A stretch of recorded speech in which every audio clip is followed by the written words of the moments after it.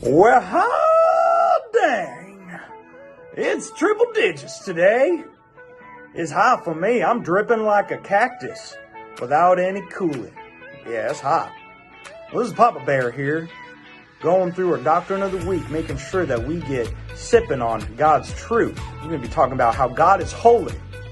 Diving into how God is holy. When we say holy, we have to understand, what does that actually mean? God's holiness actually refers to his uniqueness of being separate. And we can see this throughout and understand that God is separate in areas such as from everything that is evil. He's not a part of what is evil. He does not delight in evil.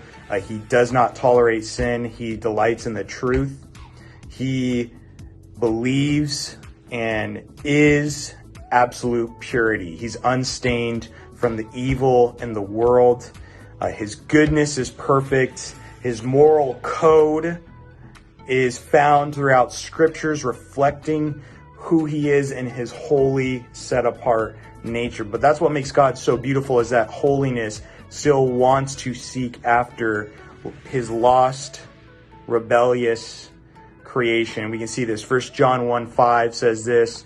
Looking through our Bibles, we understand the message that God declares to you. God is light.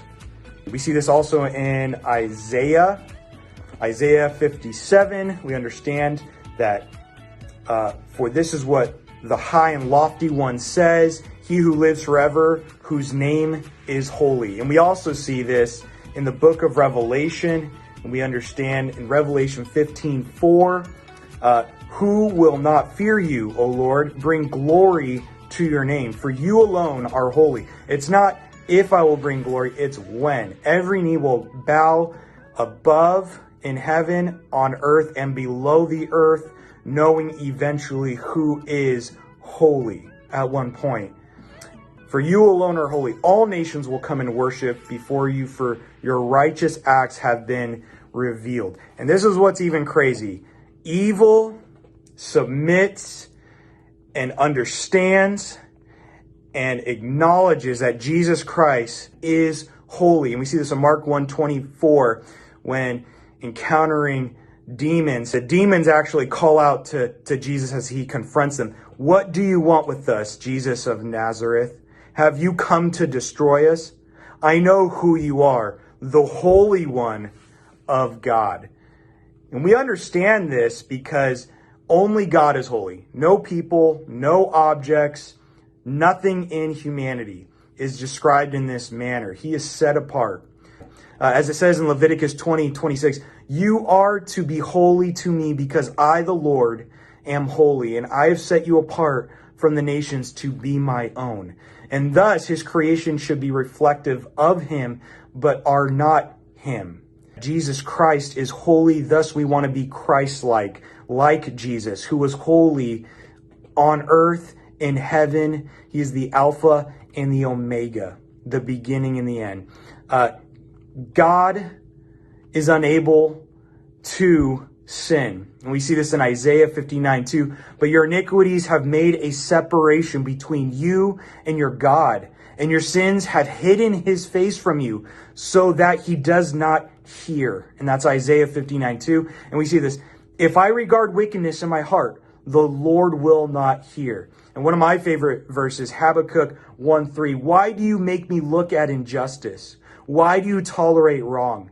Destruction and violence are before me. There is strife, conflict abounds. And Habakkuk is a book where God purposely, sovereignly works through injustice in order to bring justice, knowing that he is holy and is separate from it, but he evokes his nature and testimony through the person and work and truth of Jesus Christ and saving a lost world. God keeps his word. God allows believers to turn back and unbelievers to turn back to him. Regardless of sin, there is grace. And there is a holy standard to live by. And believers are to worship in holiness. This is beautiful. Psalm 29:2. Give unto the Lord the glory due his name. Worship the Lord in the beauty of his holiness. And so we can take away this. As people made in God's image, we are called to be holy because he is holy. And we see this in 1 Peter 1:16. I'm dripping. We're ending on the truth that God is holy, and that's something that we can be carrying into the week, and something that truly does set the heart free, because the truth will truly set you free. Faithful steed, buttercream wheels. Buttercream, do you know that God is holy?